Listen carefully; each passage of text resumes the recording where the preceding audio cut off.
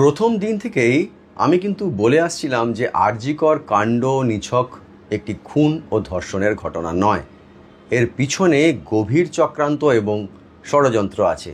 এর পিছনে যুক্ত রয়েছেন প্রভাবশালীরা। এর আগের প্রতিবেদন যারা দেখেছেন আমার, তারা এটা জানেন আমি এই দাবিটা করেছিলাম। দেখুন, তদন্ত যত এগোচ্ছে তত কিন্তু চমকে দেওয়ার মতো তথ্য সামনে আসছে। আরজিকর হাসপাতালে যে কি হতো তা শুনলে আপনাদের মাথাও ঘুরতে শুরু করবে। সরকারি হাসপাতাল, কিন্তু রমরমিয়ে চলতো যৌন চক্র বা যৌন ব্যবসা। হাসপাতাল থেকে চিকিৎসা বর্জ্য বা মেডিকেল ওয়েস্ট যাকে বলে, তা কোটি কোটি টাকায় পাচার করা হতো বাংলাদেশে।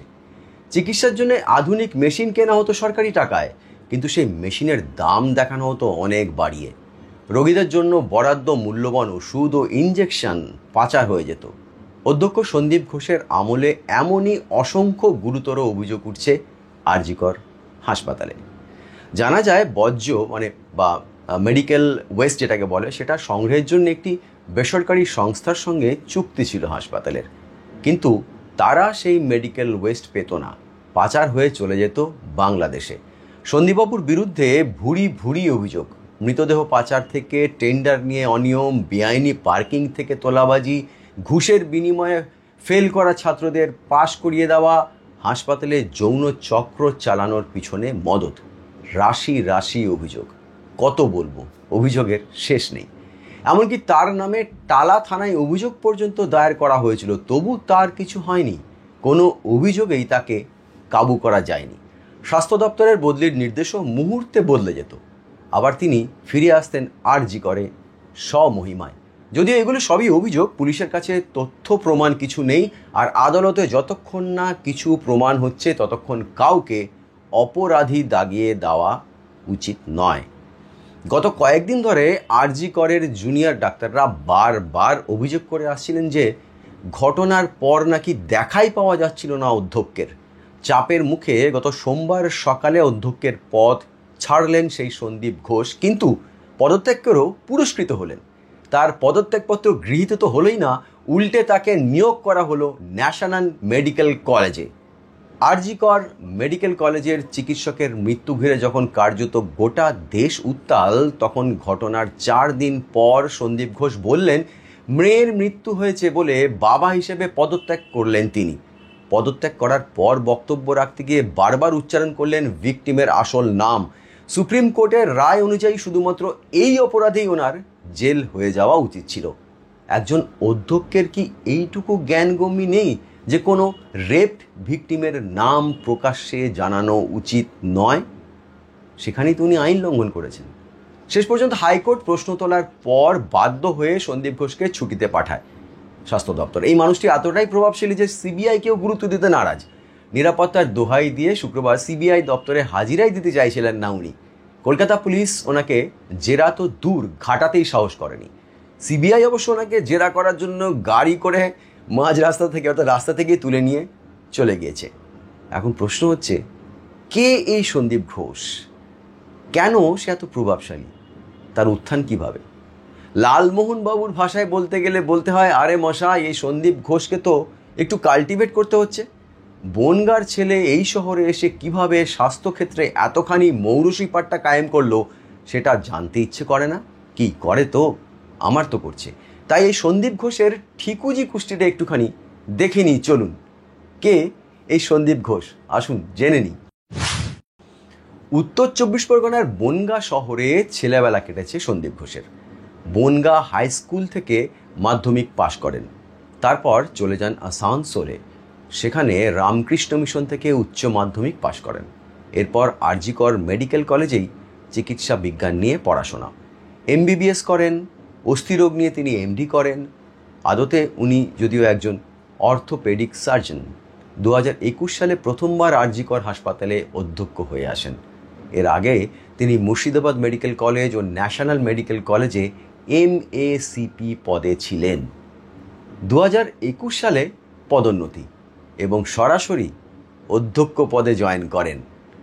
অধ্যক্ষের পদে বসার পর থেকেই তাকে ঘিরে একের পর এক বিতর্ক তাড়া করতে শুরু করে। ছাত্রাবাসে র্যাগিং কাণ্ড থেকে সরকারি হাসপাতালের মর্গ থেকে মরদেহ লোপাট, মেডিকেল ওয়েস্ট পাচার, টেন্ডার নিয়ে দুর্নীতি, হাসপাতালের অভ্যন্তরে যৌন চক্রের আসর, একের পর এক মারাত্মক গুরুতর অভিযোগ উঠতে শুরু করে সন্দীপবাবুর বিরুদ্ধে। একের পর এক অভিযোগ। চিকিৎসক ছাত্ররাই এই অভিযোগগুলো নিয়ে কিন্তু সরব হয়েছেন বারবার। চাপে পড়ে তাকে অন্যত্র বদলিও করা হয়েছিল আগে, কিন্তু কোনো এক সুপার পাওয়ারের জোরে সেই বদলির নির্দেশ বাতিল হয়ে যেত, আবার তিনি ফিরে আসতেন এই আরজি করেই। টেন্ডার নিয়েও প্রচুর অনিয়মের অভিযোগ রয়েছে আরজি কর মেডিকেল কলেজ হাসপাতালে। খুব বেশি দিন আগের কথা নয়, আমি বলছি এই ধরুন চলতি বছরের মার্চ মাসের ঘটনা। একাধিক দুর্নীতির অভিযোগে এই সন্দীপ ঘোষের বিরুদ্ধেই রিপোর্ট তলব করেছিল আদালত। টেন্ডারের ক্ষেত্রে অনিয়ম সহ একাধিক দুর্নীতির অভিযোগ উঠেছিল তার বিরুদ্ধে। তার নামে টালা থানায় অভিযোগও দায়ের করা হয়েছিল। তারও আগে টেন্ডার দুর্নীতির অভিযোগ তুলেছিলেন আরজি কর হাসপাতালেরই প্রাক্তন ডেপুটি সুপার আখতার আলী, তারই সহকর্মী, সন্দীপ ঘোষেরই সহকর্মী, তিনি ডেপুটি সুপার ছিলেন। আখতার আলীর অভিযোগ, হাসপাতালে বিভিন্ন ক্ষেত্রে বিপুল অঙ্কের দুর্নীতি করতেন সন্দীপ ঘোষ। প্রতিদিনকার চিকিৎসা বর্জ্য বা মেডিকেল ওয়েস্ট 500 থেকে 600 কেজি স্যালাইনের বোতল, গ্লাভস, এগুলো সব পাচার হয়ে যেত তার অঙ্গুলি হেলনে। স্যালাইন এগুলো বেনিয়মের কাজে ডেপুটি সুপার আখতার আলীকে জোর করে চাপ দিয়ে সই করতে বলতেন সন্দীপবাবু। সেই কাজ উনি না করায় প্রভাব খাটিয়ে তাকে আরজি কর থেকে মুর্শিদাবাদ মেডিকেল কলেজে বদলি করে দেওয়া হয়েছিল। এটাও কিন্তু ডেপুটি সুপার আখতার আলীর অভিযোগ। আখতার আলী কি বলছে জানেন? ওনার অভিযোগ, ছাত্রছাত্রীদের ফেল করানোর ভয় দেখিয়ে এবং হাউস স্টাফ নির্বাচনের সময়েও টাকা তুলতেন সন্দীপবাবু। হাসপাতাল চত্বরে বেআইনিভাবে 2 চাকার পার্কিং থেকেও টাকা তুলছেন। টেন্ডার থেকে ক্যান্টিন, সব কিছুতেই নাকি সন্দীপবাবুর দুর্নীতি ছিল, মানে দুর্নীতিতে যুক্ত ছিলেন বলে অভিযোগ। এত লম্বা ছিল সন্দীপ ঘোষের হাত। প্রথমেই বলেছিলাম না, যে সব তথ্য উঠে আসছে তাতে চোখ কপালে উঠে যাবে আপনাদের। তাহলে আরও বাকি আছে, শুনবেন? তাহলে শুনুন। সরকারি হাসপাতালের মেডিকেল ওয়েস্ট পাচার হয়ে যেত কোথায় জানেন? হ্যাঁ, প্রতিবেশী দেশ বাংলাদেশে। বর্জ্য পদার্থ পাচার হতো বাংলাদেশে, পাশেরই দেশ। সেখানে চোরাপথে পাচার হয়ে যেত হাসপাতালের মেডিকেল ওয়েস্ট। আরজি কর হাসপাতাল থেকে চিকিৎসা বর্জ্য বা মেডিকেল ওয়েস্ট কোটি কোটি টাকায় পাচার করা হতো বাংলাদেশে। এটা একটা র্যাকেট ছিল। সন্দীপ ঘোষের আমলে এমনই অভিযোগ উঠেছিল যে এই র্যাকেটের সঙ্গে তিনি যুক্ত। আরজি কর হাসপাতালে এবং জানা যায় যে বর্জ্য সংগ্রহের জন্য একটি বেসরকারি সংস্থার সঙ্গে চুক্তি ছিল স্বাস্থ্য দপ্তরে, যারা সেগুলো নেবে আর কি। সেই সংস্থার তরফেও অভিযোগ করা হয়েছিল যে হাসপাতাল থেকে অনেক মেডিকেল ওয়েস্ট তারা পাচ্ছেনই না, যার মধ্যে ছিল ব্যবহার করা স্যালাইনের, মানে রোগীদের ব্যবহার করা স্যালাইনের বোতল, তার সিরিঞ্জ, গ্লাভস ইত্যাদি। তাহলে সেগুলো যাচ্ছিল কোথায়? বাংলাদেশে। পাচার হয়ে যাচ্ছিল চোরাপথে কোটি কোটি টাকার বিনিময়ে। আর এই সন্দীপ ঘোষকে কিন্তু চেয়ার থেকে কিছুতেই নড়ানো যেত না। আশ্চর্যজনক বিষয় হলো, চাকরি জীবনে বেশি দিন সন্দীপ ঘোষকে জেলায় জেলায় ঘষতে হয়নি।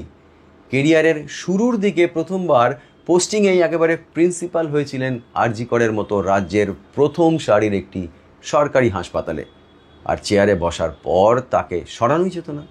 স্বাস্থ্য ভবন থেকে নির্দেশিকা জারি হয়েছে, নতুন প্রিন্সিপালের নাম ঘোষণা পর্যন্ত হয়ে গিয়েছিল, তারপরও সরানো যায়নি সন্দীপ ঘোষকে। কোন জাদু বলে বদলে গিয়েছিল সিদ্ধান্ত? কেন কিছুতেই তাকে বদলি করা যেত না? তবে কি জানেন তো, এই যে এত বড় দুর্নীতি চক্র, কোটি কোটি টাকার লেনদেন, এই পুরোটা কি একাই সংগঠিত করতেন সন্দীপ ঘোষ? সাধারণ বুদ্ধিতে বলে না, এত বড় দুর্নীতি চক্র কোনো একজনের পক্ষে স্মুথলি চালানো সম্ভব নয়। তার মানে টাকার ভাগ যেত ওপর মহলে। তাই সন্দীপ ঘোষ হয়ে উঠেছিলেন এতটা প্রভাবশালী। রাজনৈতিক মদদ ছাড়া এত বড় র্যাকেট চালানো যে সম্ভব নয়, এটা একটা শিশুও বলে দিতে পারে। তা নয় কি? আপনাদের কি মত?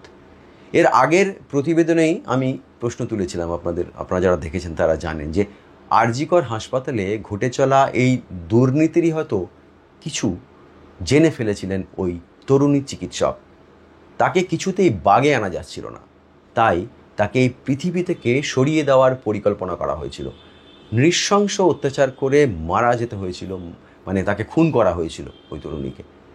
এখন দেখা যাক সিবিআই তদন্তের ভার নিয়েছে আর নতুন কি কি তথ্য উঠে আসে এর পরবর্তী ক্ষেত্রে। আজ এখানেই থামলাম। ফিরে আসবো আবার এরকমই কোনো গুরুত্বপূর্ণ ঘটনার ভেতরের খবর ও তার চুল চেরা বিশ্লেষণ নিয়ে বিটুইন দ্য লাইন্স উইথ চিনুতে। এই ধরনের বিশ্লেষণধর্মী খবরের খোঁজ পেতে হলে চ্যানেলটাকে সাবস্ক্রাইব করে নোটিফিকেশান সেটিংস অন করে রাখতে অনুরোধ করব। সঙ্গে থাকুন। আজ এই পর্যন্তই। ধন্যবাদ। নমস্কার।